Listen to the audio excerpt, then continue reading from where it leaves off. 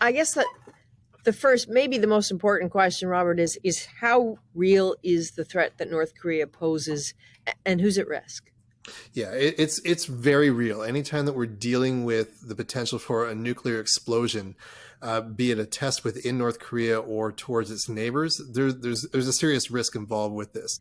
So we're seeing North Korea there in the yellow. That's our focus. But then, who is a potential target of nuclear aggression from North Korea? Well, South Korea, Japan in particular, because they do have the missile technology and capability to reach those two targets. Mm-hmm. There's also the concern for Canada and for the United States, especially the Pacific Northwest, to potentially receive missile attack from North Korea, providing they have all the right equipment. Okay.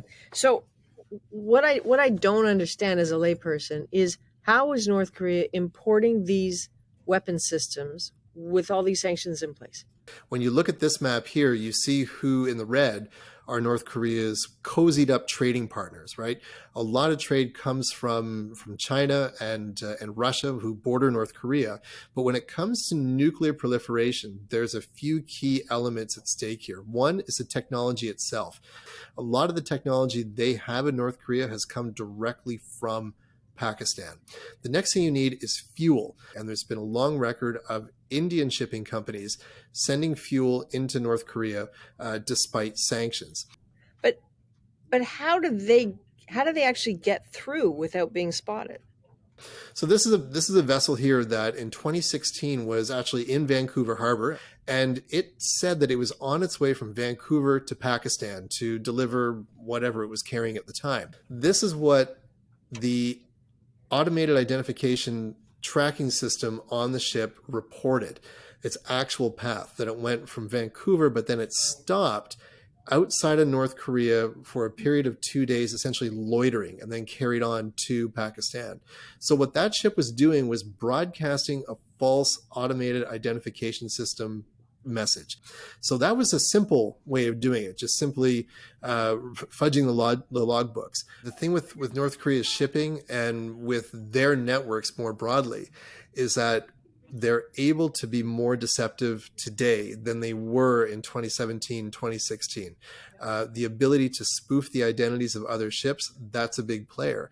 They've also got the ability to send financial transactions through WeChat and other electronic sources that's harder to pick up. And another thing is that now it's even easier to change the registration and the management and even the ownership of a vessel, even while it's at sea.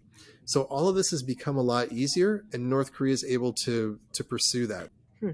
And when you talk about Canada's support, what does that actually look like? Well, in the past, Canada has provided some intelligence collection to North Korean waters, alongside American and French vessels who are trying to monitor this traffic to see whether or not proliferation material was going in and out, or other illicit substances.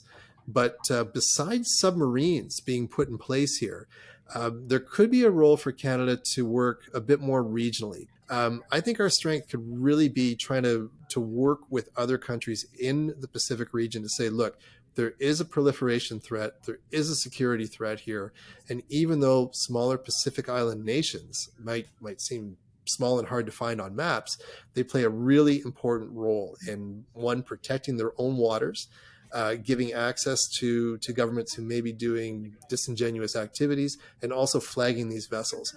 These are the three key ingredients that make this a lot more riskier than it would be if those countries were not participating in that network. Makes it a lucrative neighborhood, eh?